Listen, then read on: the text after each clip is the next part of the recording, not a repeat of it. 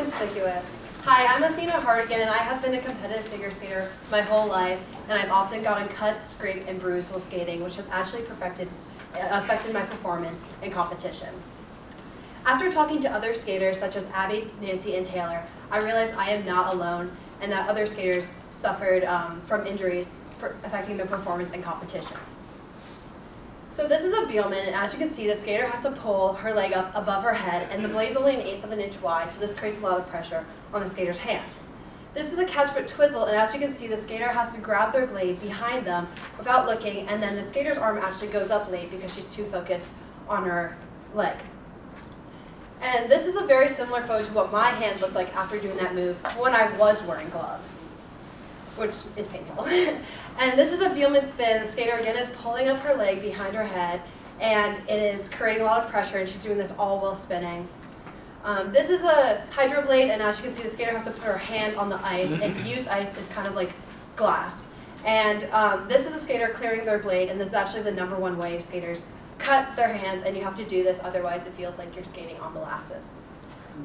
So skaters during practice will wear pads often to prevent injuries, such as on their tailbone and knees, but it's clunky, so you don't really wear them in competition. Pair skaters also often stand on top of one another, and the male skater actually builds up calluses on their leg because of this. And they will sometimes wear pads in competition and practice, but it can still be painful. And synchronized skaters are always holding each other's blades, which can be dangerous. So currently skaters sometimes do wear gloves in competition, but it has to match their outfit, and oftentimes it does not match their outfit. And so skaters are again going with no gloves, which again can cause injuries, and they could wear gloves in competition, or in practice, but it does not help them in competition. So say goodbye to scrapes, calluses, and bruises. With the lack of solutions, I came up with Inconspicuous. Inconspicuous is like an invisible glove. Is a proprietary formula that can provide up to 7.5 times more protection than skin alone. There are two versions, a spray-on and a brush-on version, with the brush-on version being a little bit more protective, and all you have to do is apply it, and then afterwards you just reapply it to remove it, or it'll naturally come off in 5 days.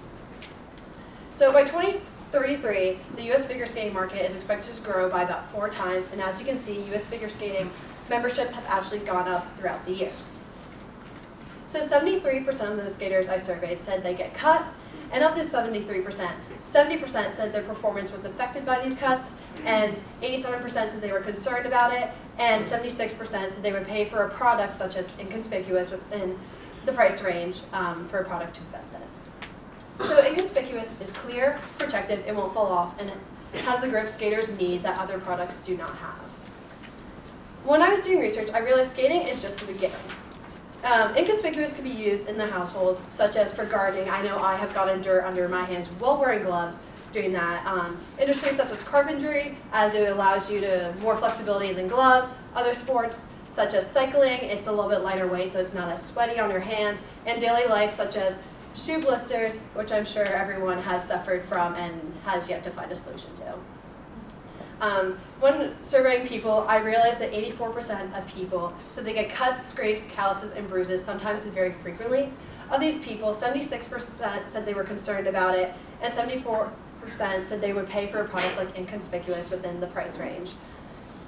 So there are 223 U.S. figure skating members, and 15% of this would be 33,000 people. But now when we go to the other markets, there is over 168 million people, and just 1% of this would be 1.68 million people. And so over the first 2 years, we really plan to just focus on figure skaters, but after that, we expect to expand into other markets. And as you can see, once expanding into other markets, Inconspicuous really booms, and we expect to sell about 3 bottles per person per year, and then each bottle will give us a gross profit of $12. And so I'm here asking for mentorship and advice, along with $400,000 in return for 15% of my company for mostly development and research and production, and then some marketing. Thank you.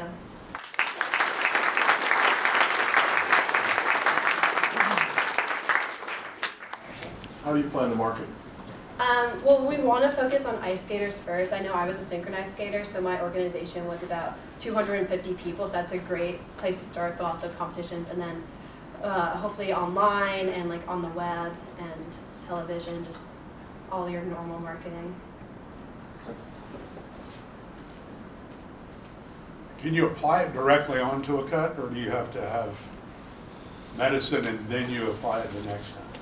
It's more, I don't know if you've ever heard of new skin, but it's kind of like new skin, but instead new skin's more for the or like the after fact, but it's conspicuous is for the before fact to like prevent it.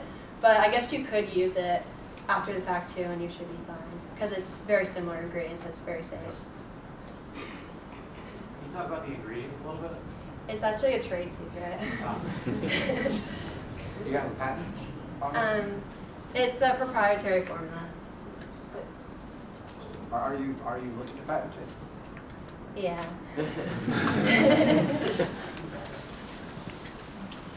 Any other questions?